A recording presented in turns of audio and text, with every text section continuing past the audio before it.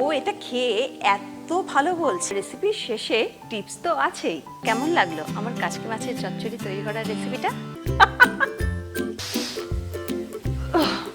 এই ছানার ডালনা তৈরি করতে কেঁপে গেছে গলা।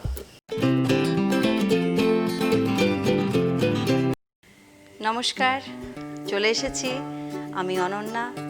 আমার হেসেলে আপনাদের সকলকে জানাই স্বাগত। মাটন এমন একটা জিনিস যেটা কিনা বেশিরভাগ লোকই খেতে খুব ভালোবাসে, অথচ আবার শরীরের জন্য বেশি খাওয়াটাও ঠিক না, কারণ তাতে হাই কোলেস্টেরল থাকে।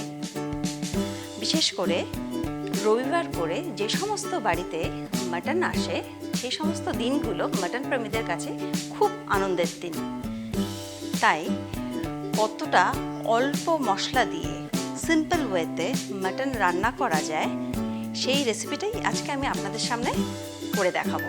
অথচ সেটা হবে খুব সিম্পল, টেস্টি, কিন্তু একদম রিচ নয়। তাহলে চলুন দেখে নিচ্ছি এই সিম্পল ওয়েতে মাটন কষা তৈরি করতে আমি কি কি নিয়েছি। আমি মাটন নিয়েছি 500 গ্রাম, আলু নিয়েছি 150 গ্রাম, টমেটো নিয়েছি 150 গ্রাম, পেঁয়াজ নিয়েছি 150 গ্রাম, আদা নিয়েছি 15 গ্রাম, রসুন নিয়েছি 50 গ্রাম, আর কাঁচা লঙ্কা নিয়েছি 8টা, হলুদ নিয়েছি 2 চামচ, লবণ নিয়েছি 2 চামচ, ঘি নিয়েছি ছোট 1 চামচ, সর্ষের তেল নিয়েছি 80 গ্রাম, টক দই নিয়েছি 150 গ্রাম, চিনি নিয়েছি ছোট চামচের 1 চামচ, আর ফোড়নের জন্য নিয়েছি 2টো তেজপাতা, 2টো শুকনো লঙ্কা, 2টো এলাচ, 2টো দারচিনি, 2টো লবঙ্গ। প্রথমে আমি মাটনটাকে ম্যারিনেট করে রাখবো 1 ঘন্টার জন্য। এই ম্যারিনেশনের জন্য আমি প্রথমে নিচ্ছি টক দই,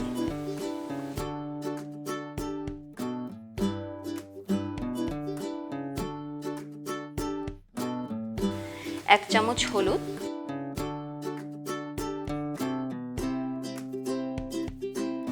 1 চামচ লবণ,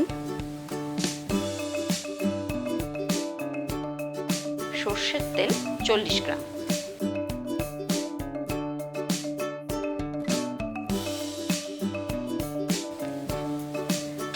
আর রসুন পেস্ট, এবং সব কিছু মাখিয়ে আমি 1 ঘন্টার জন্য রেখে দেব।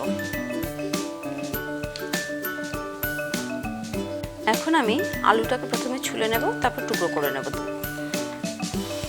2 টুকরো করে নেব।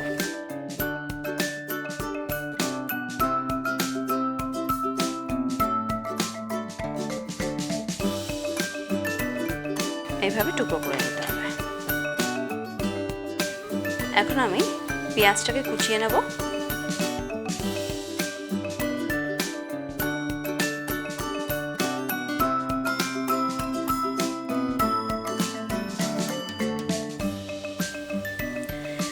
দুটো টমেটো এখন কেটে নিচ্ছি,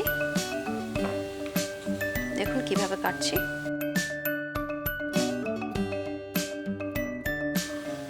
কাঁচা লঙ্কাগুলোকে এখন আমি চিড়ে নেব।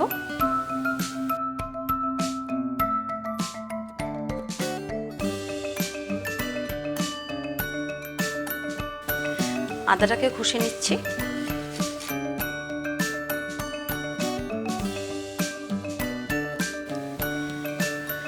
প্রথমে আমি ওভেনটাকে জ্বালিয়ে নিচ্ছি।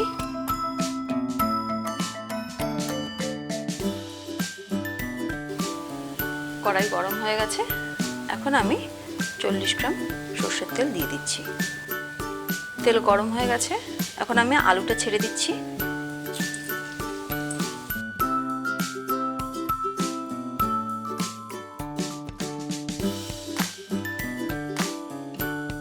সামান্য লবণ দিয়ে দিচ্ছি।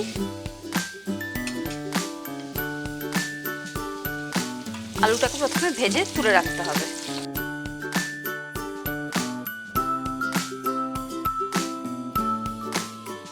আলু ভাজা হয়ে গেছে, এখন আমি তুলে নিচ্ছি।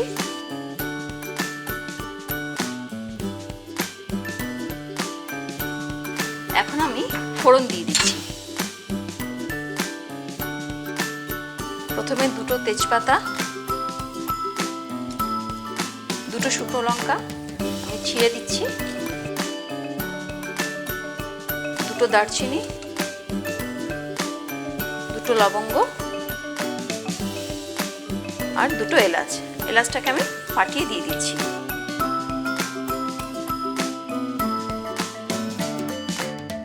ফোড়নে আমি সামান্য একটু চিনিও দিয়ে দিচ্ছি, যেটা আমি নিয়েছিলাম ছোট 1 চামচ, সেটাই।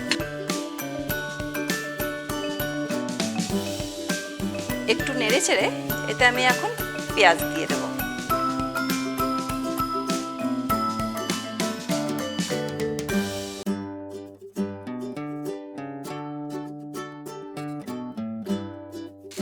এবার আমি টমেটো কুচি দেব, আদা যেটা ঘষে রেখেছিলাম সেটাও আমি দিয়ে দিচ্ছি।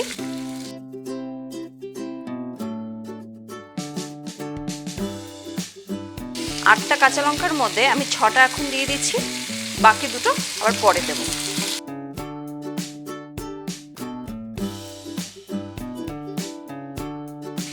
এক চামচ হলুদ,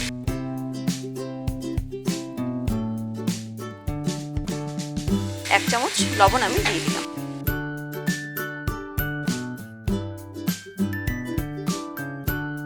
এখন মশলাটাকে ভালোভাবে কষিয়ে নিতে হবে।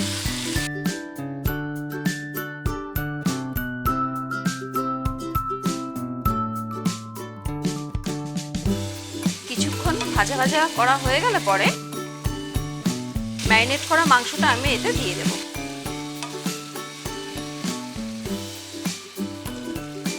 এখন আমি ম্যারিনেট করা মাটনটা দিয়ে দিচ্ছি।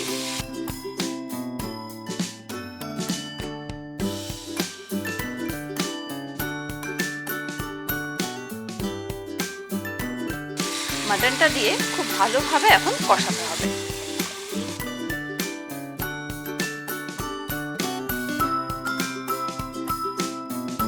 ভালোভাবে কষানো হয়ে গেলে পরে দেখতে পাবেন যে অনেকটা তেল ছেড়ে গেছে।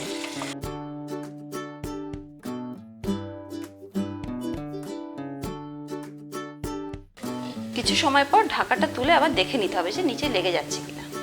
ঢাকাটা তুলে আমি দেখে নিচ্ছি কতটা হয়েছে।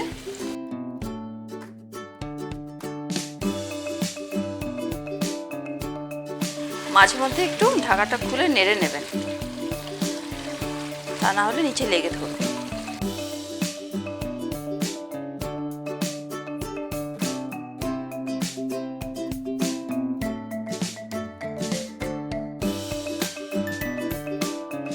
প্রায় হয়ে এসছে কষানো। আমি 15 থেকে 20 মিনিট কষালাম মাংসটাকে, কারণ পরিমাণ যদি বেশি হয় তাহলে কষানোর সময়টা আরেকটু বেশি লাগবে।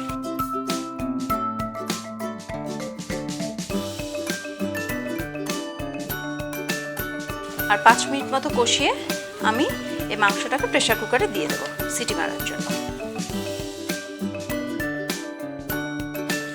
মাংসটা কষানো হয়ে গেছে, এখন আমি মাংসটাকে প্রেসার কুকারে তুলে নিচ্ছি।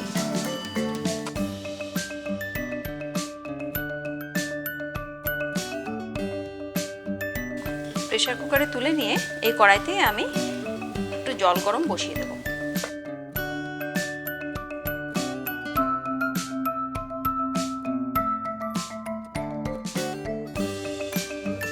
জল দিয়ে দিচ্ছি কড়াইতে।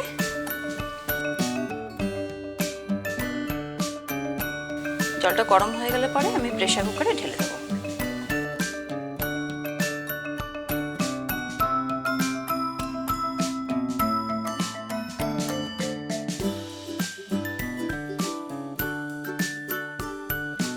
জল গরম হয়ে গেছে, এখন আমি প্রেসার কুকারে জলটা ঢেলে দিচ্ছি। এটা যেহেতু ঝোল ঝোল হবে সেই কারণে আমি একটু জলটা বেশি দিয়েছি, কারণ জল, নুন আর মিষ্টি এটা যে যার নিজের পরিমাণ মতো ইউজ করবে।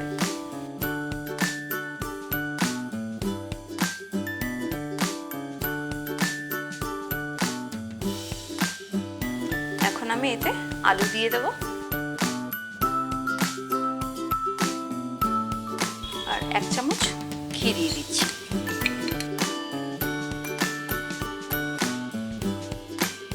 এবার ভালো করে নেড়ে আমি প্রেসার কুকারের ঢাকাটা আটকে দেব।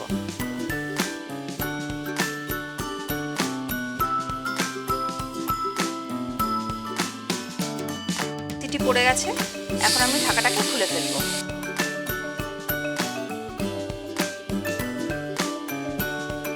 এটাকে বন্ধ করে দিচ্ছি। এই হলো সিম্পল ওয়েতে মাটন কষা পরিবেশনের জন্য তৈরি।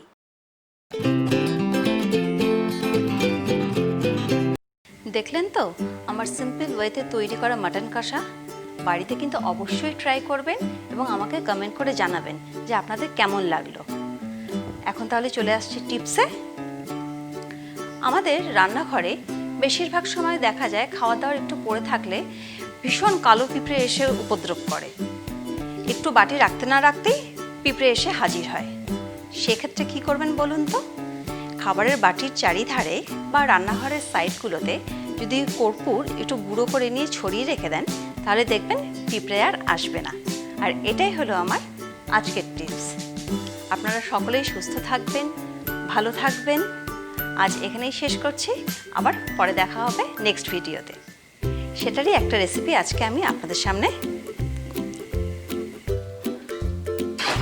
আর বলতে বলো না।